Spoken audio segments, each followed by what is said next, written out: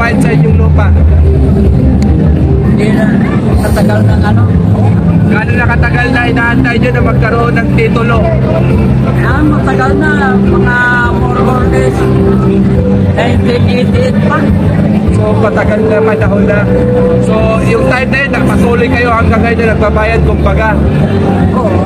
So ngayon tay, ano yung masabi nyo na hininto nyo na ang pagbabayad at binigay na po ni Pangulong Bongbong Marcos yung titulo ninyo? Salamat at nakuha ko na yung lupang sinasaka ko na i-introduction ni Presidente Marcos sa akin. Maraming salamat po sa kanya. Ay, gaano kalaki yung tulong na maibigay na sa inyo yung titulo ninyo? Ay, maraming tulong na natanggap ko na yun. Kaya salamat sa kanya na nagkuha niyang maibigay sa amin yung lupa na aming sinasaka. Kaya salamat din. Salamat tay. Tay. Ay, taga saan po kayo, Nay? Saan po kayo? Kinaman. Bali na, ano po pangalan nila? Ako si Francia Acer. Francia Acer. Nay, bali ilang taon nyo pong hinintay ito, Nay, na mabigay na po sa inyo yung titulo ng lupa? 45. Bali 45 years na po. Ano pong mensahe nyo kay President Bongbong Marcos? Nagpapasalamat ako na si pinuna ni Papa niya, dinagos niya yan. At nakamit mo na isang inaalat. Gaano kalaking tulong po ba ito para sa pamilya nyo, Nay? Maraming salamat. Maraming tulong. Kasi nakamit mo na sa amin na. Opo. So, Nay, kayo po ba, Nay, ano pong masasabi niyo sa administrasyon ngayon na naibigay na po sa inyo ang mga titulo ninyo ng lupa? So, subahay sa mga nakarang administrasyon ay hindi po ito nagawa. So, ano pong masasabi niyo ngayon sa ngayong administrasyon? Magayon na sumaksiyan.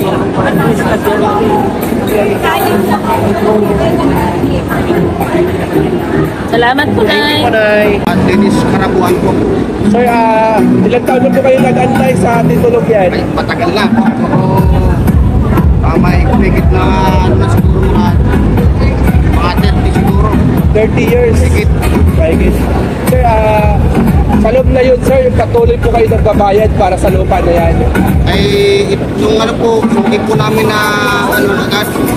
Pero sa awa ng Diyos ay dumating ito pagkataon nito na biyayaan ni Marcos.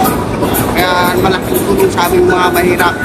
So ano yung mensahe niyo po kay Pangulong Bongbong Marcos na finally hindi na kayo pinagbayad sa inyong lupa at masabi niyo sarili niyo na itong lupa dahil andyan na po sa inyo ang titulo niyan? Ito po ay nagpapasalamat ako sa Pangulo dahil napakalaking tulong mo sa amin ito bilang magsuka sa pambayad ng babae sa bangko at na-aprobahan ni Pangulo itong ganitong biyaya na tayo. Sir, sa inyong pamilya, ito po ba ay malaking tulong para sa inyo? Ay, sa unahan kami talagang ang buong pamilya namin ay magpapasalamat dahil sa binigay na ito ni Marcos. Sir, ano pong mensahe nyo kay President Bongbong Ay, Marcos? maraming salamat po, Pangulo, sa binigay ninyo sa amin bilang beneficiaryo ng lupa. Kaya kami nagpapasalamat sa DAR po. Yan din sa DAR. Salamat din kami. Maraming salamat, sir. Fernando Yunas. Taga saan? Taga Milagros po. Yes, sir. Ilang taon na po kayo nag-aantay na magkaroon ng sariling titulo talaga para sa inyong lupa? 30 years. Matagal lang. Yung 30 years na yun, patuloy kayo na nagbabayad, ganun? Wala po. Wala po. Talagang ngayon, wala na kayong babayaran. Ano yung mensahe niyo po kay Pangulong Bongbong Marcos na hawak nila? Salamat po kay Pangulong Marcos Marcos po na binigyan ko kami ng lupa po. Sarili pong titulo.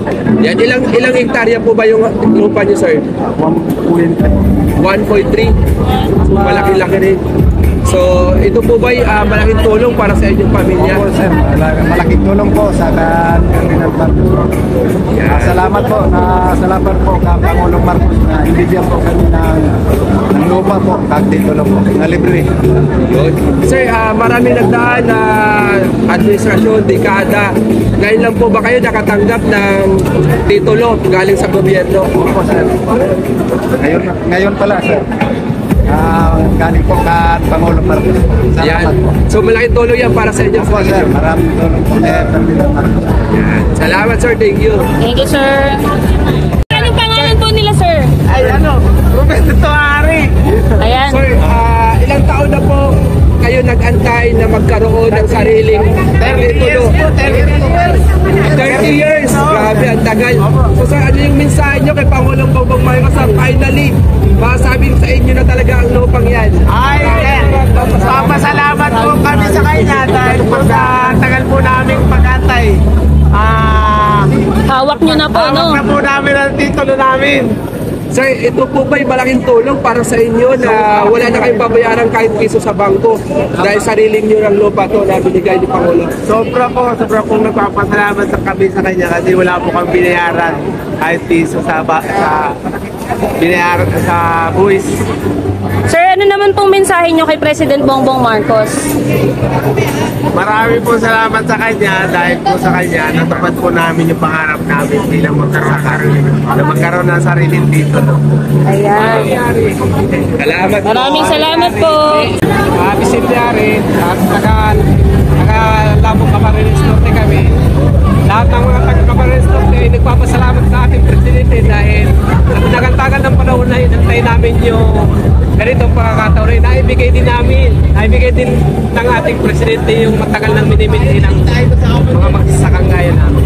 Ilang taon po kayo, sir, nag-antay na magkaroon talaga ng titulo yung inyong lupa? Mahigit 30 years kami nagantay. Natapa ko noon. Ngayon lang ang tupad. Bali sa lahat po ng nagdaang Pangulo, si President kay President Bongbong Marcos lang po. Presidente Marcos lang ang talagang tumigay sa amin na ganito. Kung hindi dahil sa kanya, siguro hindi pa natutupad na ganito namin. Hinahangan mga magsasaka. Sir, finally, ito, malaking tulong po ba sa pamilya nyo na yung patungkol dun sa lupa, meron na kayong titulo? Ay napakalaki talaga unang-una, hindi lang para sa akin, pati doon sa aking mga anak. Napakalaking tulong sa pagpapaaral itong binigay ng ating presidente. Kaya maraming salamat sa ating presidente. Maraming Sir, salamat. tanong ko lang, since isa po kayo sa mga nabinigyan or naging beneficiaryo, ano pong masasabi nyo dun sa mga taong nagsasabing walang ginagawa si President Bongbong Ay, Marcos? huwag kayong maniwala mga kabayan. Kayo po, lahat ng mga mamamayan ng Pilipinas, huwag kayong maniwala sa mga sabi-sabi dahil ito na po, hawak na namin ang katunayan.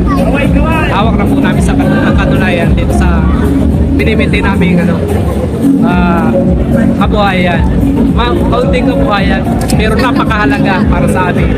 Mensahe nyo na lang po kay PBBM. Maraming President at natupad ko na yung binibiti ko para sa amin lahat. Mga gaya kong mahirap, mga kamusta. Maraming salamat, sir. So sir, ano yung mensahe nyo kay Pangulong Bongbong Marcos na finally, ito na yung titulo. Pakita natin sa yung titulo nyo. So ito na po finally na hawak nyo na po ang titulo ninyo na binigay ni Pangulong Bongbong Marcos at wala na kayong babayaran kahit piso. Ako'y nagpapasalamat po sa Pangulong Bongbong Marcos dahil sa tagal ng panahon nagkaroon ako ng titulo ngayon.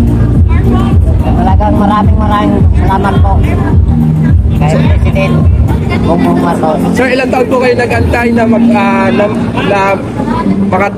ng titulo? Siguro po mga 30 years po. Matagal-tagal. Ngayon lang ng titulo po. So sa 30 years na yun, tay, na ngayon nakuha nyo na po yung titulo ng lupa na sinasaka nyo, gaano po kalaking tulong ito para sa inyong pamilya? Maraming tulong po sa pamilya ko dahil makakaano na po ako ng kabuhayan. Kaya maraming Maraming salamat po. Yun. Salamat Ayan, ha. maraming